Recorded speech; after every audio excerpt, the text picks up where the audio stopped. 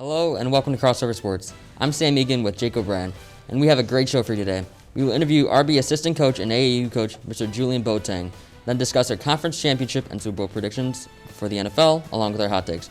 We begin today's show talking about the NFL Divisional Round. So Jake, let's discuss the NFL Divisional Round, starting with the Rams and the Packers. All right, the Rams and the Packers being the Packers' number one offense, and then Rams' number one defense, and also debatably the best wide receiver against debatably the best cornerback.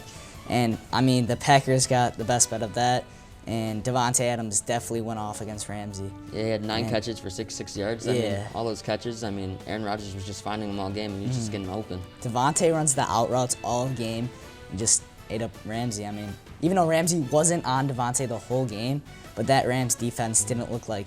I mean, the Packers have literally the best offense. For sure. In the league, debatably, like I said. And, but, yeah, they just... pick them apart. Oh, yeah, for sure. I mean, Allen Lazard had a big game. He had 96 yards. Aaron Rodgers had 296 yards throwing. He even had a rushing touchdown. How about that? Bringing it back to the discount double check days. And then Aaron Jones, 99 yards on the ground as well. They all just had a big day. The Rams defense, I mean, Aaron Donald, no tackles. Do you think injuries were a factor with him, or do you think it was just a rough game? Definitely. Because against the Seahawks, his ribs were pretty messed up. And then also, I mean, Goff taking in a cold game. I feel that, in my opinion, never bet on Jared Goff playing in a big game in the cold. And Jared Goff was hurt too. He's 2 weeks removed from that injured thumb. He had a thumb surgery. So that was tough for him to get back in there. But with John Wolford, the backup, being out with a neck injury, never good. And then 174 yards for Jared Goff. Not a big day. Cam Akers also had, the Packers defense looked pretty good, actually. So. Yeah, just a good game all around for the Pack.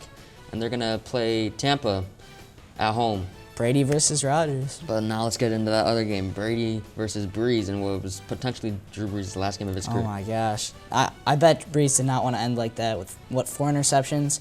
I think it was 3 interceptions. 3 interceptions, and then the Bucs defense was all over the field as well. They were all over the field getting turnovers. I mean, the Bucs offense didn't really have that great of a game. It was just the defense putting them in great field position. But the Saints also have a pretty good defense as well. So yeah, they had a great defense. I mean, it was just a defensive battle. Yeah. In that game, and Jameis Winston with a 56-yard touchdown. Yeah, that play looked exactly like the Bears, where Trubisky threw it to Wims and he dropped it. Wims dropped it, but it worked for the Saints. So I mean, Traquan Smith, he had probably one of the best games of his career. Career game, yeah. 85 yards, 3 receptions, 2 of them for touchdowns. I mean, you can't ask for a much better game. And then, like we said, they're going to play Green Bay. Yeah. What do you think? Do you think Brady gets it done? Honestly, Brady, I can't go against Brady in these games. In his first NFC championship, I mean, because he's been the Pats, he's just a winner, in my opinion, so. Now let's get into the Bills-Ravens game. Obviously, Defensive Lamar battle. Jackson getting hurt, but that was a defensive battle. Oh my gosh, yeah. Bills Lamar offense did not look good. Lamar didn't look that good, honestly. And then the Bills offense, I mean, they didn't. I mean, like we said, it was a defensive battle, but the Bills offense usually putting up more than what? How many points did they have? They had 17. 17, yeah. That pick six from Taron Johnson. Yeah. And remember, in the combine, he got drilled in the head. Yeah. The Bills defense really carried him. I mean, it was a windy day in Buffalo. Kickers both went 1 for 3. Justin Tucker was usually automatic. Yeah. He missed 2 very easy field goals inside 45 yards. And he doinked both of them, actually.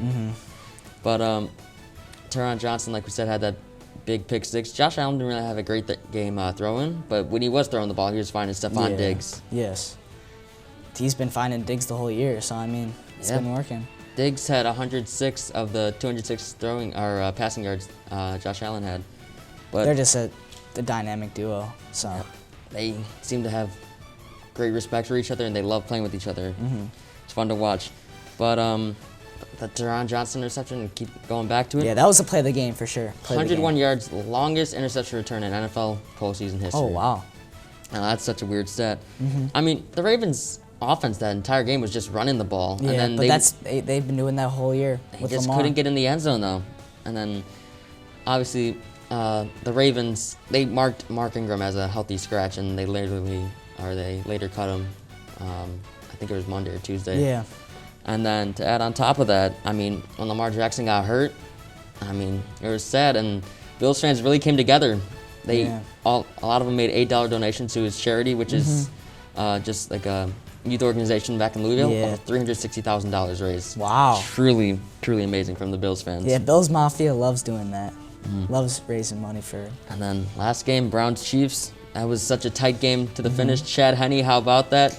Andy Reid with one of the riskiest play calls. That fourth and 1, I think it was, and it was like it was a design pick play, I'm pretty sure, and literally Tyreek Hill just ran like out, but like it could have been a bad snap. They could have messed up something like that. Yeah. It's a really gutsy call from Andy Reid, but he's one of the best coaches in the league for a reason. So they make 3 straight AFC championships at home, and the only other team to do that was Andy Reid's Eagles. So he's one of the best coaches in football. But I mean, Browns made a close game. Obviously, Mahomes being hurt, that's going to be a huge factor for that team. All right, Jake, that's all the time we got for this segment of Crossover Sports. But don't go anywhere, because we got an interview with RB basketball coach Julian Boateng right after this.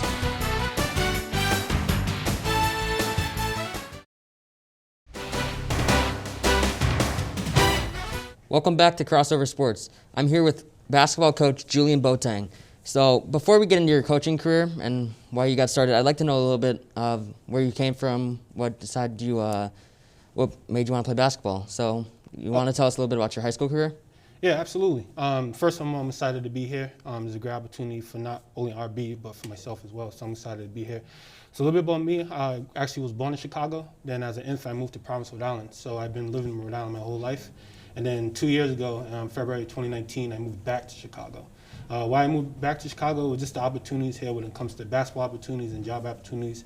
My twin brother is an AAU coach for Young and Reckless, and it was an opportunity for me to join his program and his organization. And since then, I've been here. I'm entering my third year as a Y&R basketball coach, and I'm excited. I'm excited for this upcoming season. 2 years ago, we had roughly over 5 players go Division I in our program, so we produce a lot of high major players in our program, and I think we're one of the best programs in the city of Chicago.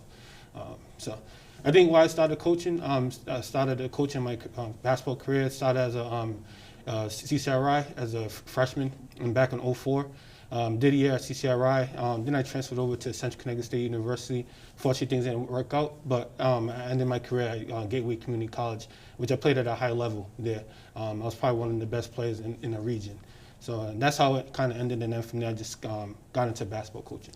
So when you ended your basketball career in college, did you know immediately want to go into coaching? Was there any other doubts or any other careers that you were willing to take, or did you know basketball was still going to keep a place in your heart and that you're going to continue on the basketball path? Basketball is always something I always want to be a part of, even if I didn't make it to the NBA. Something I always want to be a part of, if it's working at collegiate athletics or even working in the NBA.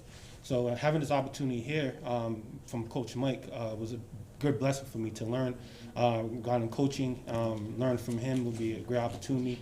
Hopefully we have a season. If we don't, it'd be unfortunate. But if we do, it'd be a great opportunity for me to learn from Coach Mike. And and just wanted to be a part of the basketball. That's always been something I've been doing since I was 13. And I enjoy the game, and I enjoy just being around players and helping players as well. Did you have a certain inspiration, like your favorite basketball player, or is there someone in your family that made you want to start playing basketball? Yeah, so growing up for me, like it's cliche, Michael Jordan.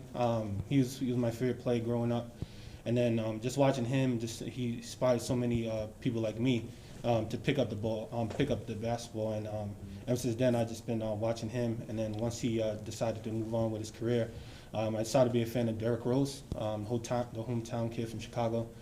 Been a fan of him, and then ever since then he's been my favorite player in the NBA. All right. So you obviously said you moved here for all the basketball opportunities. And Chicago is truly one of the best basketball cities in the world, produces so much talent. So when you got into AAU, was there any difficult challenges that were different from when you're in Rhode Island? And I think the most difficult challenge was the adjusting from the athletes here in Chicago. There's no knock on the athletes in Rhode Island, but the athletes in Chicago are just a higher level. Just more better athletes, they're more experience when it comes to AAU level, and so just getting adjusted to that and getting adjusted to coaching when it comes to those type of athletes and dealing with those athletes as well. It was a big adjustment for me, but now entering my third year as assistant coach at Younger Reckless, I'm more than capable of doing anything that's on the task. Other than AAU, has there been any coaching you did in like high school before you came to RB? Or just your first high school experience? So this is technically my first high school experience when it comes just only AAU, not high school, never coaching at high school level. Everything's just been either recreation, coaching. I did coach a little bit back when I was living on the East Coast in Rhode Island. I coached under Right Away Skills Academy. So I coached under him for about a year. And then that was pretty much it when it comes to that situation when it comes to coaching. So I think the question's obviously got to be asked. This year's been a crazy, wild year. What was the experience like coaching this year in COVID world? So it's been a difficult experience, actually. Usually, obviously, with AAU, well, you're usually traveling a lot, usually coaching each and every weekend. But this past weekend, but this past AAU season, I only coached twice. So we, a Younger Reckless 16U team, we had a tournament in Indianapolis and in Minneapolis, Minnesota.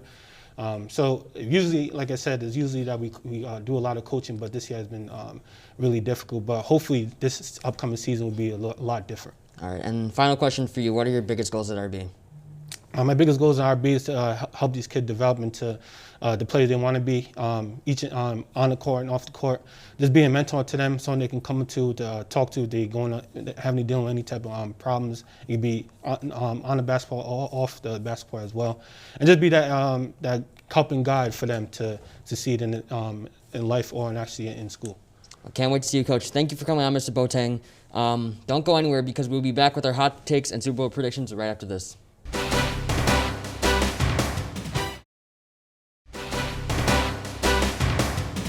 Welcome back to Crossover Sports. We will begin our last segment with our conference championship and Super Bowl predictions. Jake, you want to go first? My conference championship picks are the Buccaneers and the Bills. Really?